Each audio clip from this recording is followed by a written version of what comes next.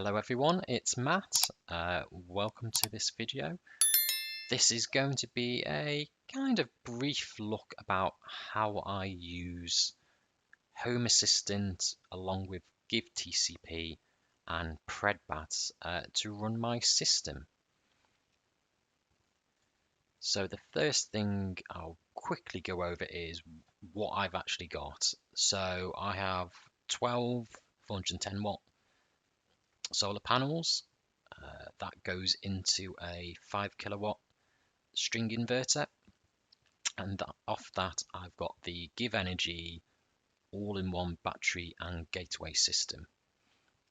Do have a MyEnergi Eddi and Harvi linked up, but currently with the tariffs that are out at the moment, that's just switched off as it's better to export it.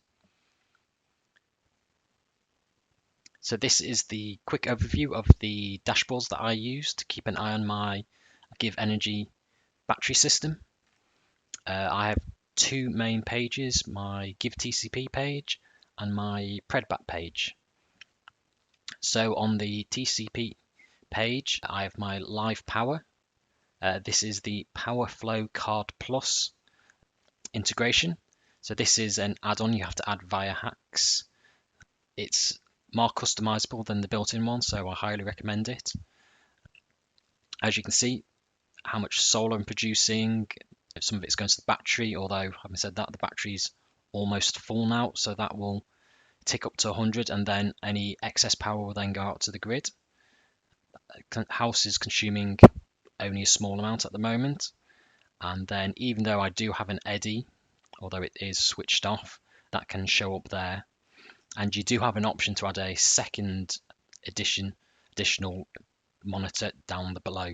So if you've got a EV charger or a air source heat pump and you want to keep an eye on how much that's consuming, you can add that on here as well. I have the GivTCP battery card in the top right. So this is just a very brief overview of where the battery is. So again, you can see the state of charge, how much that means in terms of kilowatt hours, and then depending on if it's charging or discharging, how long left until it runs out or if it's full. Obviously at the moment it's only pulling a very tiny amount, so it's got incredibly long times. If you have an all-in-one battery, you do have to change the settings for the depth of discharge. So by default, if you have an all-in-one, the system reads it as the full capacity, which is 16 kilowatt hours. You need to set that to 85% because that's only what you get access to as an end user. So that's just done within the edit option when you're adding this in.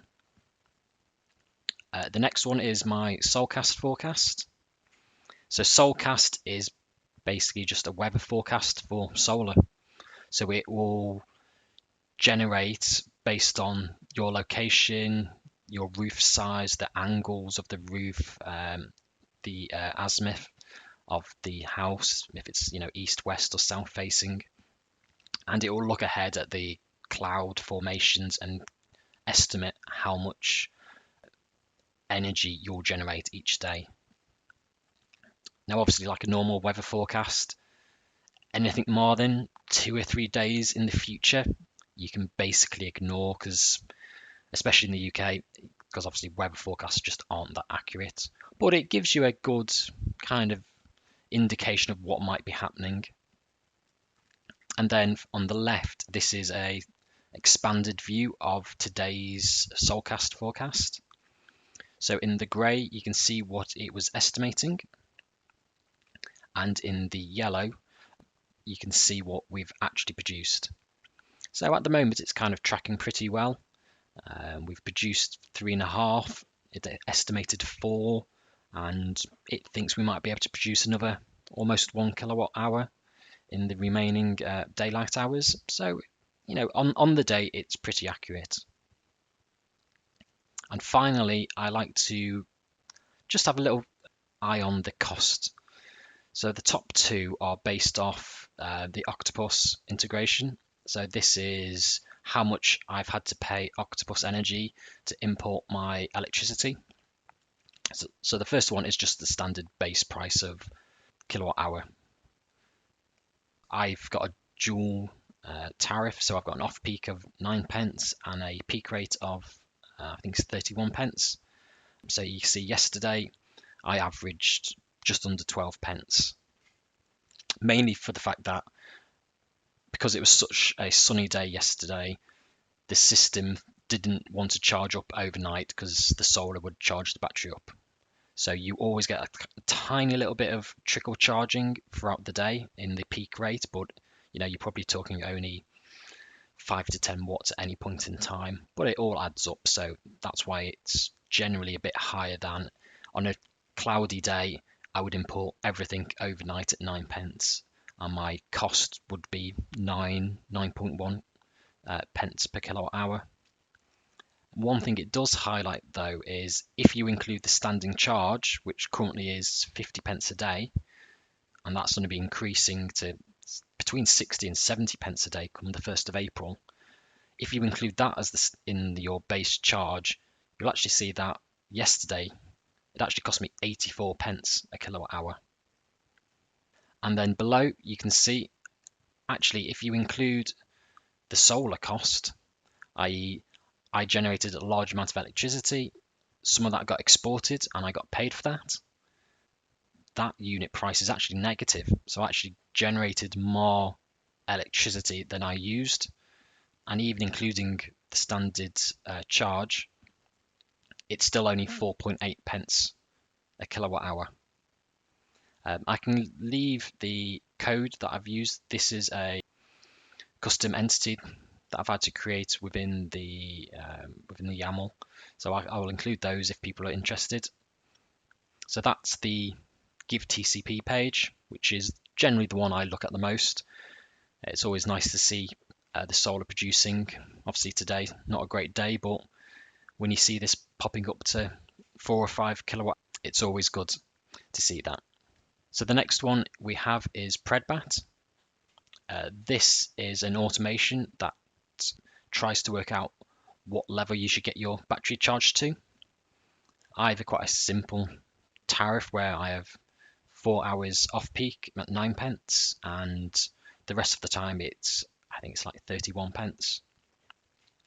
So obviously what it takes in the Solcast forecast. So if it knows like tomorrow's going to be a very sunny day, then it will go, well, there's no point charging up even in the cheap period. We might as well wait until the solar charges it up. In this example, you can see that obviously tomorrow is not going to be very sunny. So it says actually the best thing to do in the cheaper rate, charge your battery to 100% and just run it off that. The two different lines coming out from here, if you're wondering, one is going off the prediction of a good solar day. So the Solcast actually produces, well, it's 3 values. It gives you the average, which it thinks you're going to produce, and it also gives you a top 90% and a bottom 10%. So in the worst case scenario, we get the bottom 10%. That would be the bottom line here. And same with here, when it splits, you've got the good solar and then you've got the bad solar day. And you can adjust that. So I've actually weighted my good solar day to be, I think it's 75% based on the average figure and adding on 25% of the worst case scenario. As in my eyes, it's always better to be slightly pessimistic about how much solar you're going to generate. Because if the worst comes to the worst, I buy the electricity at 9 pence overnight, and if I generate more than I really need, I sell it back for 8 pence. So I might be losing a penny or two. If I don't purchase enough overnight and I actually end up having to buy peak rate, that's 31 pence. So actually, for every kilowatt hour under, it's going to cost me an extra 20 pence. So it's always best to be slightly too charged up than to be undercharged. Then we've got another graph which is just basically doing the costing. So obviously at the stroke of midnight, you get your 50 pence standing charge cost. Then it charges up until 4:30, and then you'll see it basically flatlines because I'm running everything off the battery and I'm not doing any exports, so there's no additional costs. And then at midnight again, you get another 50 pence, and across you go. Energy rates, obviously I've got a very simple two tariff, so I've got a low of 9, a high of, actually this is saying 30 pence. If you're on Agile or Flux or something like that, where you've got multiple costs per half hour, obviously this will look very different, but for mine it's quite simple. And then finally, in terms of the graphs, you get to choose how it predicts your load. So in the settings, you tell Predbat to look back at certain days to work out what your predicted load for today will be. So in my case, I've got it looking back 7, 14, 21 and 28 days. It does throw out the lowest of those three values. Again, I want it to be slightly pessimistic in terms of what value it gets back, so I always want to have the higher ones. And then you've got the blue line, which is what it thinks on average I use. The reason I use those 7, 14, 21 and 28 is that every day for me throughout the week is very different depending on if I'm working from home, if my wife's at home, if my kids are at home, and that makes a massive difference to my usage. So some people, if you're at home every day and you don't really change, you might just say, actually just look at the last 3 days and base it off that. If you have a schedule that changes a lot like myself, obviously set the days back per week, and that probably gives you a better prediction of what you'll be using.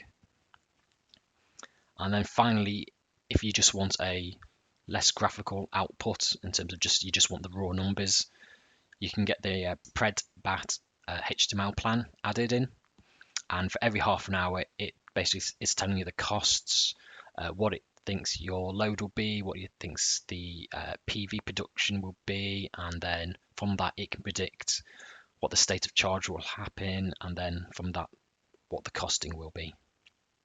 Finally, I have the Sankey chart. So if you're interested in knowing what's happening in your house in terms of energy flow, where it's coming from, where it's going, obviously this is very dependent on if you can monitor the different appliances at the end. So I've got my solar there coming in. You can obviously go to 3 different places, so any solar you produce will automatically go to the house if you've got demand. If not, it'll go into the battery if it's got capacity to take some, or finally it'll export it. And same with the grid. The grid can go to 2 places. It can either go straight to the house, so when you're charging up on cheap electricity overnight, your house will run off the grid while the battery's charging, or the grid can charge the battery.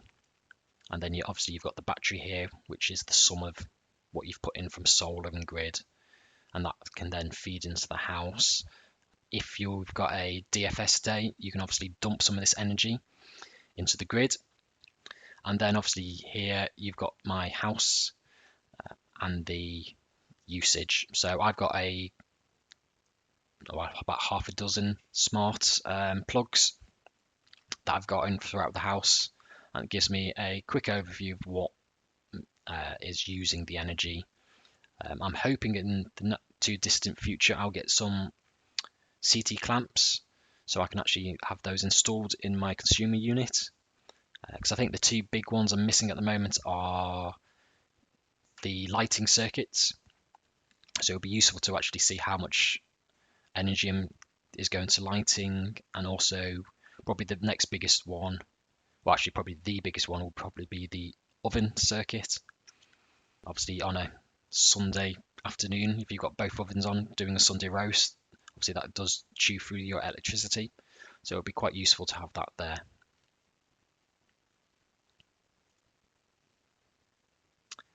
And this is just a little power overview of obviously you've got your home consumption, and if you kind of want to look at, you've got your grid frequency and voltage, and then from that you can work out what your current draw is. In the UK, most people either have a 60, 80 or 100 amp fuse going into the house, so it's always interesting to see how much you're actually pulling. And then you've got my 6 smart plugs, so you can see obviously currently I've got all my office equipment on, so we're pulling 140 watts, and then underneath you've actually then got that as an energy graph, so you can see how much energy it's used. So that's the brief overview of what I use.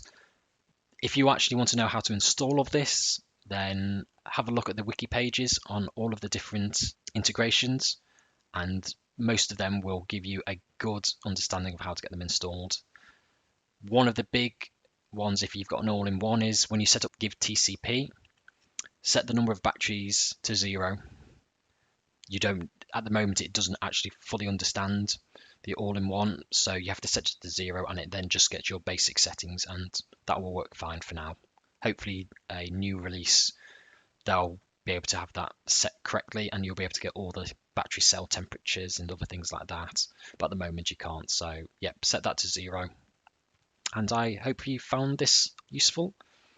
Drop any questions in the comments below and I'll try to answer them.